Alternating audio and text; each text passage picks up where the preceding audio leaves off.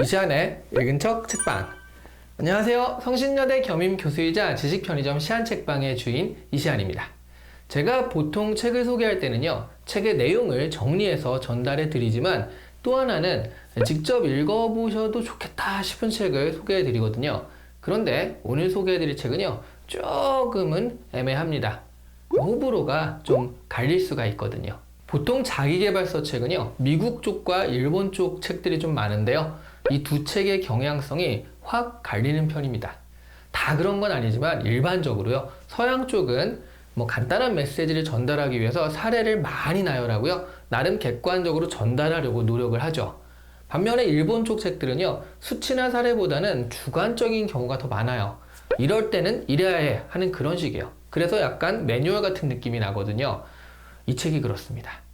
서양 쪽 책들 스타일을 좀 좋아하시는 분들이라면 이 책은 좀 안 맞으실 수도 있을 것 같아요. 반면 매뉴얼식으로 명쾌하게 딱 제시하는 책들을 좋아하시는 분이라면 괜찮을 것 같습니다. 오늘 소개해드릴 책은요, 부하 직원들에게 일을 맡기는 매뉴얼이라고 할 수 있어요. 바로 이 책, 일을 잘 맡긴다는 것입니다. 제가 이 책에 손이 간 건 제목 때문이거든요. 일을 잘 맡긴다는 것, 얼마나 매력적인 제목입니까? 저도 일을 할 때 그냥 제가 하는 편이에요. 다른 사람에게 효율적으로 일을 잘 맡기는 편이 아니어서 일을 맡기는 방법이란 주제가 눈에 확 들어오더라고요. 근데 읽어보면 해법을 명쾌하게 풀려다 보니까 상황을 좀 단순화해서 카테고리로 제시하는 것이요, 제가 그다지 좋아하는 서술 스타일은 아니었습니다. 그런데 이 책이 베스트셀러 순위에 있더라는 거죠. 그러니까 다른 사람에게 일을 맡기는 것을 어려워하는 사람들이 그만큼 많다는 이야기라고 할 수 있습니다. 일단 일을 잘 못 맡기는 리더를 5가지 유형으로 구분을 하는데요. 저는 따져보니까 그 중에서 방임형 리더에 가깝더라고요. 일을 맡기고 알아서 하기를 바라는 거죠.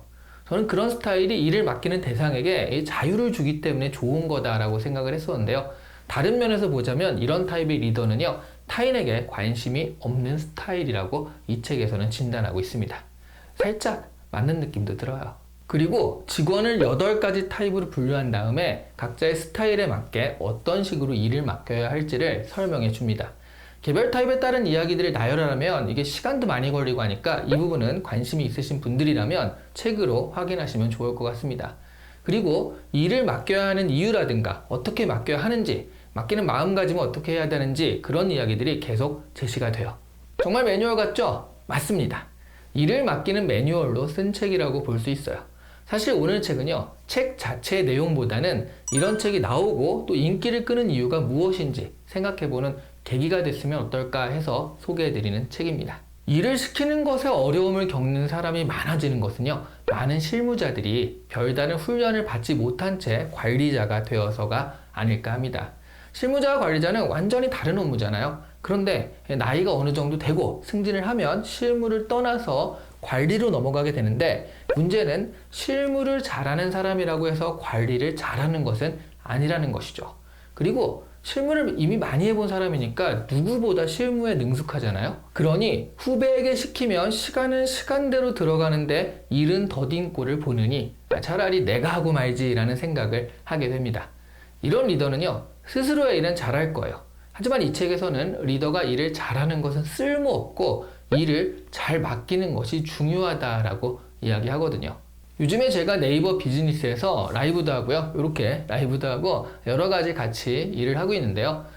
그러다 보니까 이것저것 듣잖아요. 네이버 비즈니스에서 굉장히 인기 있는 게 바로 여기 이 팀장 클럽이라고 하더라고요. 전국 각지의 팀장들이 카페에서 고충을 토로하고 있대요.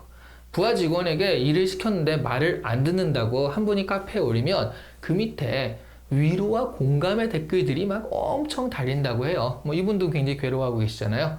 그런데 어떻게 생각하면 이 팀장님들이 이렇게 어려워하는 것은요, 후배들이 따라와 주지 않는 것도 있지만 또 하나의 큰 이유로 스스로 팀장이 되기에는 관리자의 마인드와 스킬이 갖추어지지 않은 것도 중요한 이유가 되는 것 같습니다.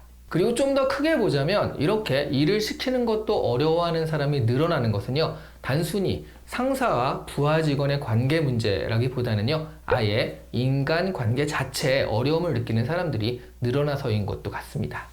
언택트 기술이나 산업들이 늘어나면서 갈수록 인간관계 필요가 줄어들고요. 자연스레 인간관계에 서툰 사람들이 점점 늘어나고 있거든요.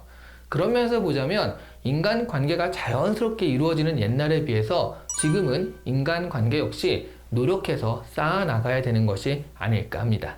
너무 부정적으로만 봤는데요. 일을 시키는 것을 어려워하는 경향이 많아진다는 것을 긍정적인 면에서 보자면 예전에는 부하 직원은 마음대로 다뤄도 된다고 생각하는 경향이 좀 있었다면 최근 들어서는 부하 직원이라도 함부로 할 수 없다는 생각이 강해진 것 같기도 합니다. 사람들이 모여서 일을 할 때는요, 분명히 조직의 체계가 있어야 효과적일 수 있습니다. 그러니 누군가는 관리를 해야 하는데 준비 없이 관리자가 되었을 때요, 아휴, 요즘 애들은 이라고 하면서 남 탓만 하게 되죠. 어떻게 해야 할까요? 이 책에서는요, 그런 얘기를 너무 카테고리화해서 항목별로 매뉴얼처럼 했기 때문에 자칫 전체 맥락을 놓치기 쉬운데요. 크게 보자면 이 책의 제목에 답이 있는 것 같습니다.